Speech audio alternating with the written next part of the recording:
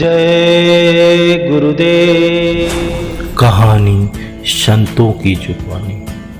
नाम जप लो। एक समय की बात है, कबीर साहब एक गांव में गए थे। वहां उन्होंने एक आदमी से मुलाकात की। कबीर साहब ने कहा, भाई कब तक जगत की जंजाल में पड़े रहोगे?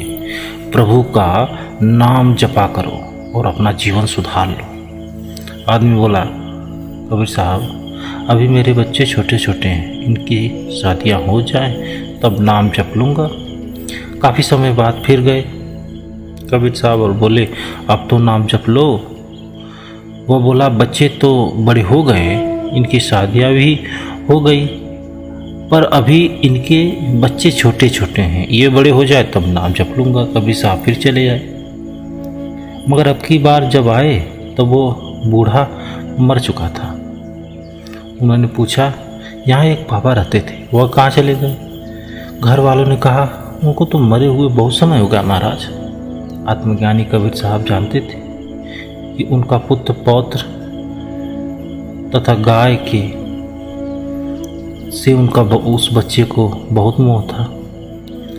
ऐसा आदमी मरता है तो मोह बस मरकर भी जन्म लेता है। प्रभु को याद नहीं किया, इसलिए मनुष्य जन्म तो मिलेगा नहीं, अतः किसी पशु की योनि में ही होगा। उस बूढ़े को अपनी एक गाय से बेहद प्यार था। तब कबीर साहब ने अंतर्ध्यान होकर देखा तो बूढ़ा आदमी उस गाय का बछड़ा बना था। जब वह 3 साल का हुआ तो अच्छा बैल बन गया। घर वालों ने उससे खेती में खूब जोता। जब उससे काम न हो रहा था तो उसे गाड़ीवान को बेच दिया। उसने भी खूब काम लिया। जब वो गाड़ीवान का काम नहीं कर पा रहा था तो वो कोल्हू चलाने वाला तेली को बेच दिया। बूढ़ा हो जाने के बाद भी तेली ने खूब काम लिया। आखिर वह तेली काम न कर रहा था तो उसको कसाई को बेच दिया। कसाई ने पूरी निर्दयता से उसके जीवन को ख़त्म किया, उसे काट डाला, उसका मांस का बोटी बोटी करके बेच दिया। बाकी जो बचा हुआ चमड़ा नगाड़ा मरने वाले को बेच दिया।